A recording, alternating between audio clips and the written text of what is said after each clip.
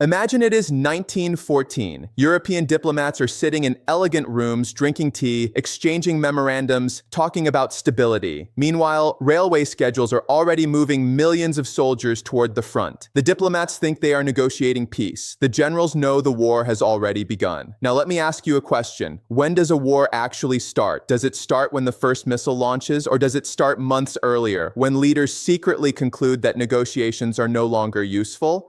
Because if you understand that distinction, then the story of why the United States and Israel killed Ayatollah Ali Khamenei during peace talks becomes much less shocking and much more disturbing.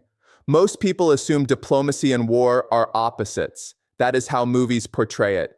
There are negotiations. The negotiations fail. Then war begins. Nice, clean, logical. Real history almost never works that way. In reality, the most dangerous military operations are often prepared during active diplomatic negotiations. In fact, sometimes negotiations themselves become part of the battlefield. Think about it. If you were planning a major strike against an adversary, what would you want more than anything? Predictability. You would want your opponent sitting in conference rooms. You would want them debating proposals. You would want them focused on diplomats rather than preparing for immediate war. That does not prove bad faith. But it does force us to ask a much deeper question. What exactly were the peace talks for? According to reports, negotiations between Iran and the United States had been ongoing in Oman throughout February of 2026. Various proposals reportedly centered around sanctions relief, uranium enrichment, regional security guarantees, and the future of the Strait of Hormuz. Then, on February 28th, everything exploded. Joint American and Israeli strikes targeted senior Iranian leadership. Ali Khamenei was killed. Senior military commanders were killed. Critical infrastructure was hit. The Middle East entered a completely different reality.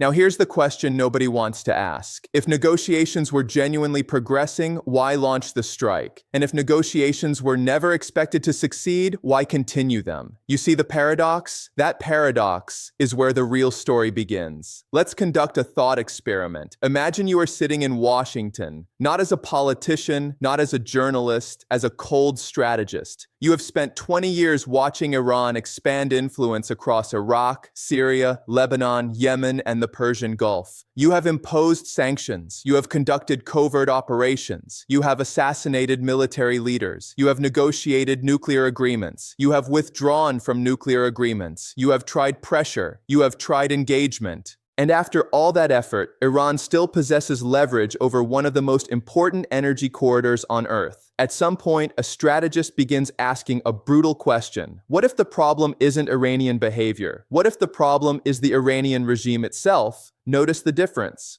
One approach seeks behavioral change. The other seeks structural change. Once policymakers move from the first category to the second, negotiations become something entirely different. Because you are no longer trying to change your opponent's decisions. You are trying to change who makes those decisions. History is full of these moments. The United States negotiated with Saddam Hussein before invading Iraq. The United States negotiated with the Taliban while conducting military operations. The Soviet Union negotiated with Nazi Germany before Operation Barbarossa. Diplomacy often continues long after decision-makers have privately concluded that conflict is inevitable. Why? Because negotiations provide information. Negotiations buy time. Negotiations manage international perceptions. Negotiations create political legitimacy. Think about domestic politics. Imagine you are an American president preparing for a military operation against Iran. What sounds better afterward? We launched a surprise war, or we exhausted every diplomatic option before acting. The second sentence is politically stronger, whether true or not. The point is that diplomacy serves multiple audiences simultaneously. The opposing government, your own population, your allies, neutral countries, financial markets, military planners understand this. The public usually doesn't. Now let's move deeper. Most mainstream discussions focus on Iran's nuclear program. But what if the nuclear issue wasn't the central issue anymore? What if the real concern was succession? Think carefully. Ali Khamenei was not simply a political leader. He was the central balancing mechanism of the entire Islamic Republic. For decades, he mediated between competing factions, the Revolutionary Guard, the clerical establishment.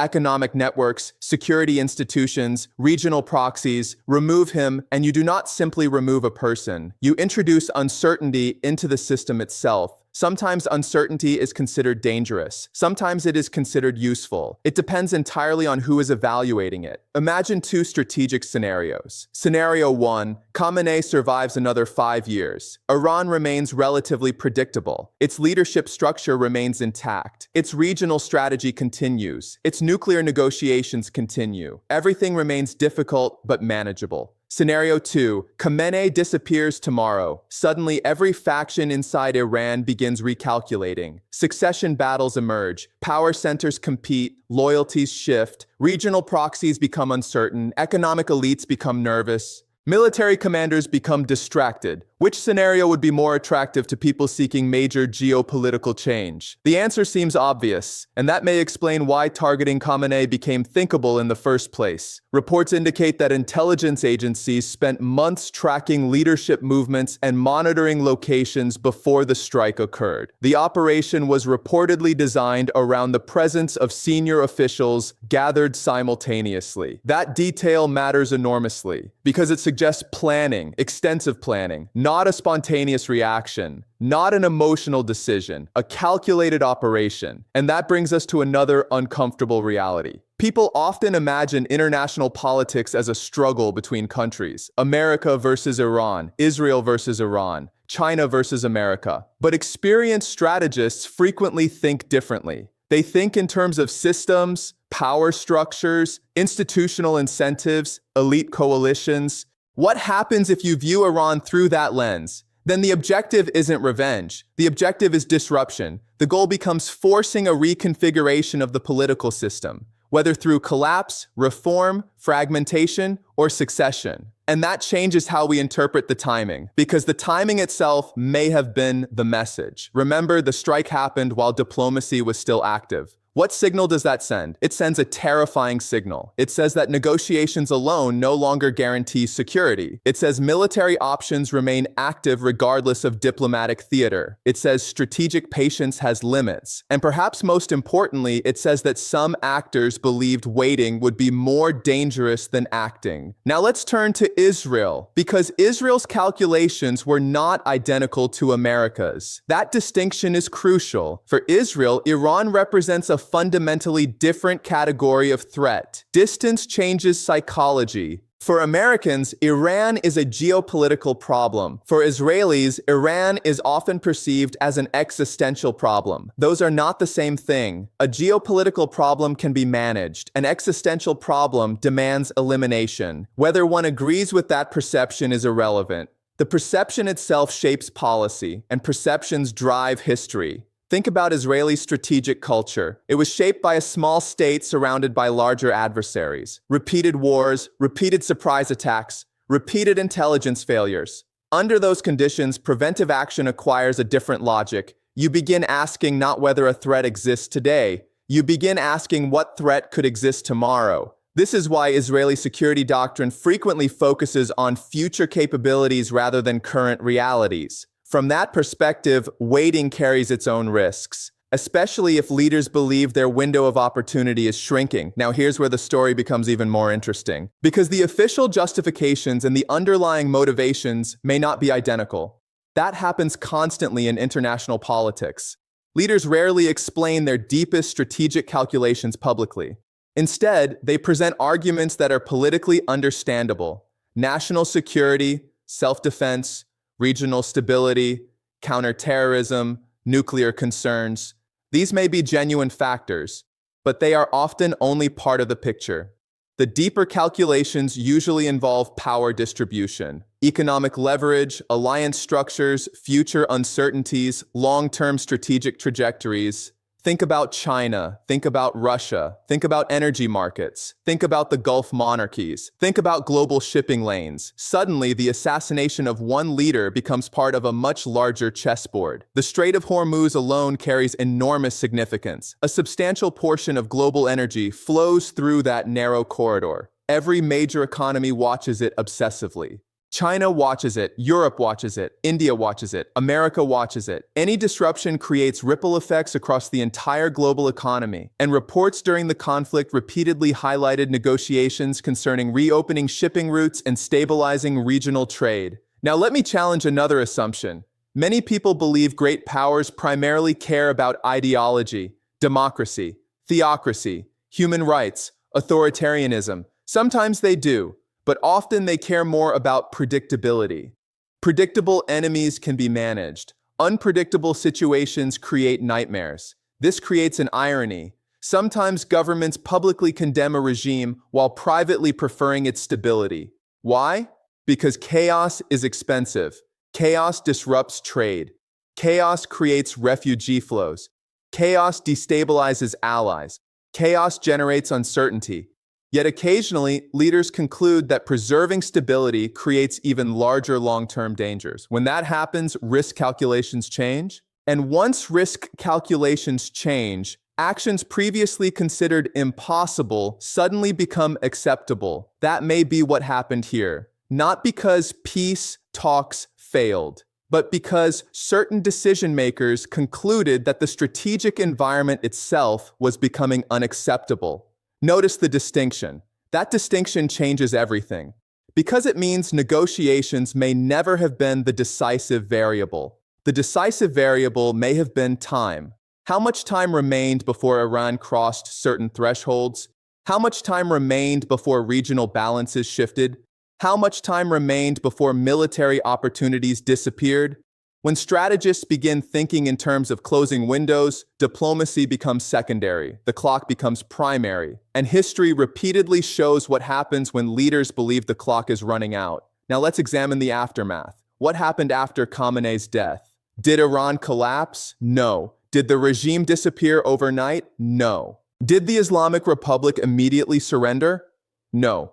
Instead, succession mechanisms activated rapidly. Interim structures emerged. Leadership transitions accelerated, new power arrangements appeared.